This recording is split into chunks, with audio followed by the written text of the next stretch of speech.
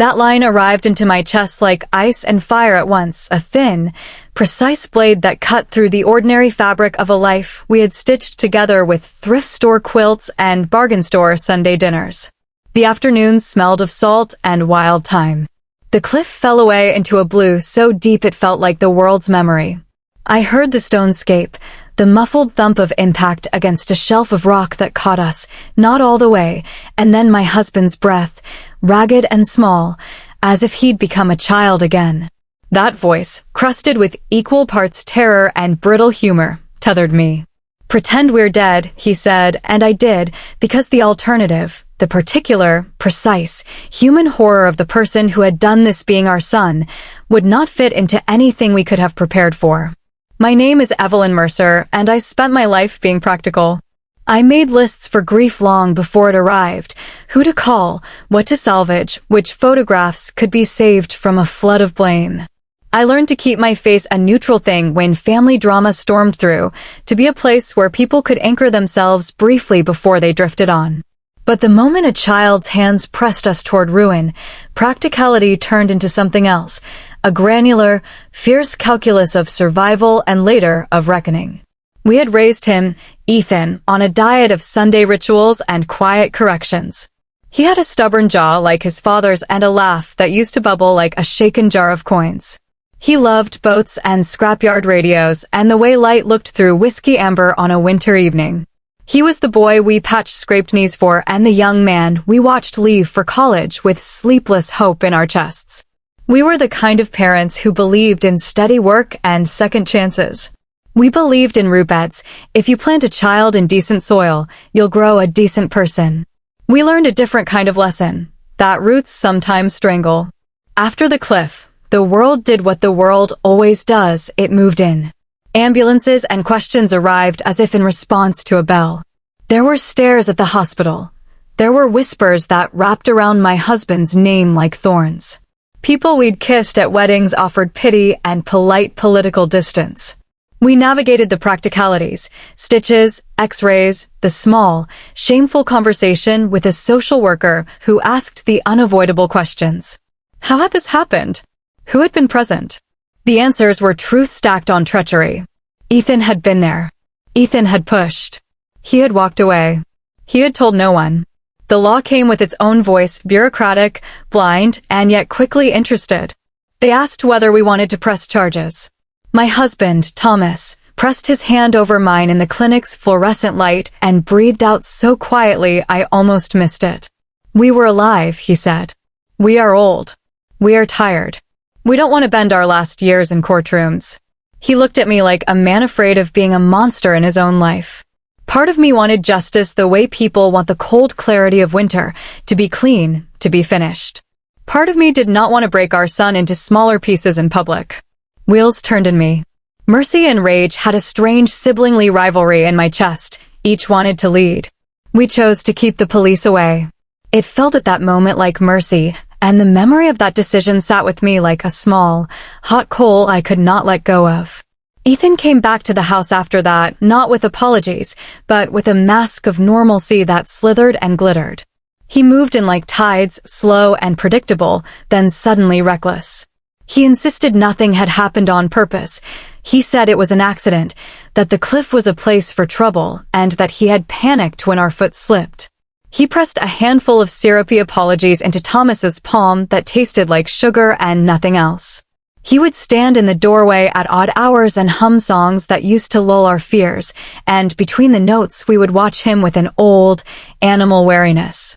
If you have ever tried to love a person who has betrayed you, you know the simultaneous hunger and blockade that war inside you. I wanted to wipe the slate clean and wake up to who my son had been. But there are things that do not rub off with soap and time. There are stains that change the pattern of the fabric. He began to take small things, cigarettes from the jar, my father's old watch that had been passed down like a relic, the recipe book where I kept the precise measurement for the apple tart I made every December. He would joke when I noticed, making it into an absence I was supposed to ignore. Those jokes were like maps. They enabled him to return to places he had no right to enter. I kept lists again. This time they were not for grief, but for the details of a life whose seams had started to split. When did he leave? Who was he with? Which doors did he go through when he left? Who had he been talking to on the nights the moon looked like a coin? I wrote these by hand on newspaper edges because the act of putting an unsolvable puzzle into a rigid, finite shape calmed me. I also learned the small things about revenge that people seldom speak of. It is patient and dumb and terrifying. It does not move like a gladiator, but like water, eroding the weakest point until even the toughest stone gives way. Revenge is a tricky animal. People romanticize it as a single, dramatic stroke that restores balance. But life is not a sword and sandal myth. If you live long enough, you learn that vengeance is often cumulative and slow, a rearrangement of small things that make room for an honest outcome. I did not want to be a villain in my son's story. I did not want to watch him rot in a cell and spend the rest of his days cursed by our faces in the witness stand. I wanted him to understand, to feel what quiet terror would be like, to realize what it means when the people who built you refuse to stay silent. So I started small.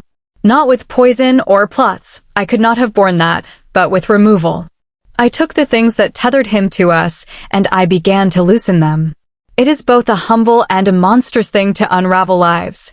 I removed the spare key from under the chipped ceramic robin. I changed the passwords on the computer he used to play late-night strategy games.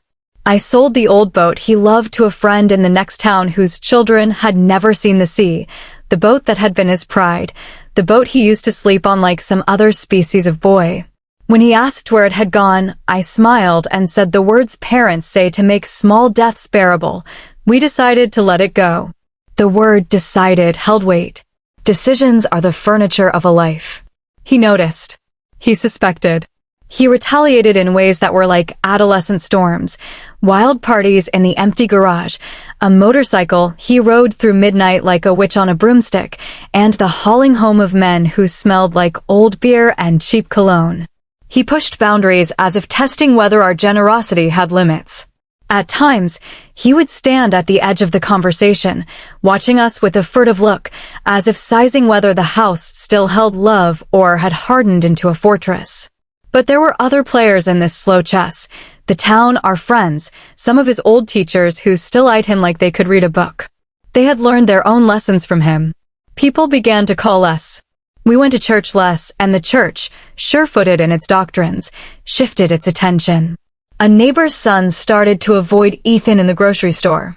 These were small solvents that changed his social gravity. There is a peculiar morality to being ostracized. It hurts because it helps. People who have been shielded by community discover that the walls they thought were made of love were, in certain places, mortar. The pivotal moment came one late autumn afternoon when I found a letter tucked behind a flower pot on the porch step. It was not addressed with the flourish of youth, but typed, crisp, and black. The paper smelled like medicine cabinets and hard candy. The letter was from a woman named Claire Wainwright, a name I did not know until I read the first line, to the parents of Ethan Mercer. The words were not accusatory, but mapped with a clarity of grief that thrummed against my ribs. Claire wrote of a child, young and fragile, who had been in Ethan's orbit in the spring, a boy named Tommy who had trusted her with his small loaves of bread and comic books and whose trusting had been mistaken for something else. She wrote of missing afternoons and of a day when her son had cried for reasons she could not explain. She wrote softly, viciously, without heat. She asked only to speak. When I showed the letter to Thomas that night, his hands shook. He had always been a quiet man, a builder of fireplaces and small, practical furniture. He worked with wood as if it were an argument he could make sensible and right. He read the letter twice, and then folded it under his plate like a talisman. "We should tell him to come clean," he said finally, his voice a match struck in a storm. He must tell the truth. There is a peculiar clarity in being forced to confront your own illusions.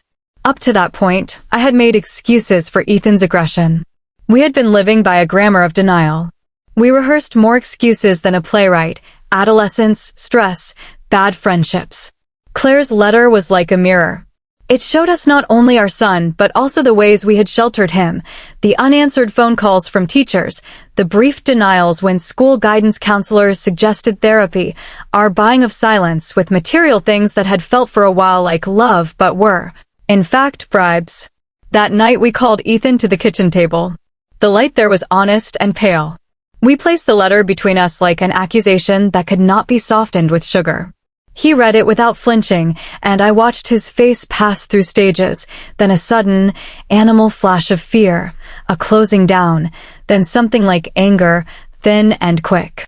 He told us that she had misunderstood, that he had tried to comfort Tommy when he had nightmares, that the boy's mother had misread tenderness. His words were a quick, slick tide. We listened. When he denied it, my husband's hands, the same hands that once held my hair back as I vomited after childbirth, balled into fists. The quiet man who had spent his life making things that fit precisely suddenly needed the roughness of shouting like a chisel. You made them fear the world, he said. You pushed us down the cliff. You tried to make death a joke. Thomas's voice was unshackled entirely. He had a way of speaking that felt like a hammer striking metal. Too precise to be accidental. Ethan laughed then, a sound that was like rust. You were in the way, he said coldly. You chose to stay alive and make it worse. That is the cruelty of a child who has been given the taste for absolute freedom. He makes absolute claims. We rose from the table like two old animals whose terrain had been invaded. He walked to the back door. He took his motorcycle keys and left, the engine revving like an omen. After that, our relationship with him changed in a way that felt like winter. He visited intermittently, each time bringing with him a little more distance, a little more contempt. He began sleeping on the couch in the den and would leave at odd hours, leaving his shoes like small monuments to his absence. If he asked for money, we gave him what we could construe as mercy. If he asked for forgiveness, we folded it into small, careful doses. And yet, revenge, as I had come to understand it, was not merely about causing pain. It is about an education, about making a person see themselves in the messy light of their misdeeds. I wanted Ethan to learn the texture of regret, the shape of consequence, without being broken into irreparable fragments. I wanted him to know the weight of what he had done to others beyond the immediate thunderclap of the cliff. I started to gather evidence, not legal but human. I wrote down dates and times like a meticulous archaeologist cataloging bone shards. I spoke quietly with Claire, who was brave and fragile in equal measure, and I asked her to tell me everything. She answered with an honesty that made me love her instantly. She told me of small, worrisome changes in Tommy after a few afternoons with Ethan, nervous tics, a preference for solitude, a school report that was abruptly diminished. She did not want revenge herself. She wanted a corrective arc for her son and wanted to be heard. We taped our conversations, not in a medical, clinical way, but in the human desire to keep witness. The more we listened, the more we saw a pattern. Ethan's actions had not been singular incidents, but a long confluence of small aggressions that, cumulatively, made a landscape of fear. He had charisma and a way of being which allowed him to slide away from blame. He was given the benefit of the doubt over and over, and every time he used that kindness to enlarge the hole in someone else's life. There is a chapter in every life where you must decide who you are for others. I could have let him continue to be a man who wore our love like a cloak and used it to hide. I did not want to. So I began to plant openings for understanding. I invited Claire's family to dinner, not with the rhetoric of the angry, but with the careful intention of knitting broken ropes. We started the dinner with small talk that was awkward and then, like a tide, grew warmer. Words were soft and sometimes bitter. But being in the presence of the people he'd wronged began to matter in the way presence often does. It creates a pressure that shapes people. Ethan came to one of those dinners. He arrived late, as always, like he had somewhere else to be. He took a seat and met faces he had hurt. The evening was a small apocalypse of held breaths. He was quiet at first, then defensive, then minimal. He left early and slammed the door, the sound of his departure like a cracked bell. That night I had a dream where the cliff we had fallen from was an ordinary kitchen table, and all the people we had loved were seated there, waiting for a truth. I woke shaking. I began to understand that the revenge I sought had to be of a different gravity than pain. It had to be a life that held him accountable with the soft, unrelenting weight of consequence, losing trust, losing community, losing the illusion of impunity. So we moved forward with patience and with a heart that wanted healing. We took the boat, the watch, the recipes, the symbols of our shared life, and we began the slow work of moving them out of his reach. We wrote to his college. We called his employers when necessary. I know the sound of that sentence, "you called his employer," carries with it the crack of ethics and compromises. At times I feared we had become two people pushing with the same coldness as he had shown at the cliff. I wrestled with the idea that the vengeance of the betrayed can become the mirror image of the crime. But each time I probed that fear, I found compassion waiting like a compass. We only moved when other remedies had been exhausted. Months passed. People who had once run alongside him now kept distance. Jobs dried up. He began, reluctantly and then with gritted determination, to seek help. Intervention did not come immediately. Birds do not fly south on the first whisper of winter. It took a small cascade of losses and one volcanic sense of being alone for him to visit the therapist we found through a neighbor. He did it grudgingly, as if forced by gravity. He told the therapist what he could. He said that he had pushed because we were too loud, too present, too fixed in our morals. He said he had been angry at living in a house that smelled like old temper and fresher regrets. Therapy is not a bloodletting, it is a slow sorting, the way an old chest of drawers reveals its contents when you open it. Bits of shame fell out, moments of neglect in his youth where our hands had been absent in ways we had rationalized as tough love, the time when his father had missed his school play because of work, the slow accrual of disappointment. He did not pass those faults entirely to us. He owned something of his own, the sense of being unmoored and the destructive tactics he used to feel powerful. He began, in that small and terribly ordinary way, to name his shame. The real change was not theatrical. It did not involve a courtroom or a dramatic confession at a family reunion. Instead, it was an accumulation of small reckonings. He apologized to Claire in a long, awkward letter that tried to name the things he could no longer bear to explain away. He volunteered at the community center where Tommy's class spent afternoons playing soccer. He fixed old radios at the repair shop down the block and gave them away to kids who needed something to fix their ears on. He visited the cliff once, alone, and walked the perimeter with a peculiar solemnity that looked like penitence. This transformation did not undo what had happened. Lives left scars that are not subject to erasure. Tommy still had nightmares, and our marriage had a new seam of wary tenderness. There is a taste of salt that comes with knowing forgiveness is extended. It is not sweetness, but a sharper, more sincere form of love. We never got back what had been stolen. Peace without vigilance. But we learned how to build boundaries that were not punitive but sustaining. One evening, years later, I found myself alone in the garden with my husband. The late light spilled over his shoulders and made him look like a man who had aged precisely, not luxuriously. He took my hand and said softly, "We did what we had to do." He was talking about choices and consequences, about the strange bend between mercy and discipline. He had rebuilt a small piece of the world, a bookcase, a shed, a table that sat in the dining room like a newly honest piece. We had kept our marriage together, not by ignoring the fracture, but by learning to navigate around it. We were not the ones who were pushed off the cliff, he said, and in what followed, he did not mean the physical fall, but the moral tumble. Revenge had, in the end, become less about retribution and more about repair. The transformation we sought in Ethan was not to break him, but to unmask him. Enjoying the stories? Don't forget to hit that subscribe button and turn on notifications for more amazing content. Let us know where you're watching from by dropping your country in the comments below.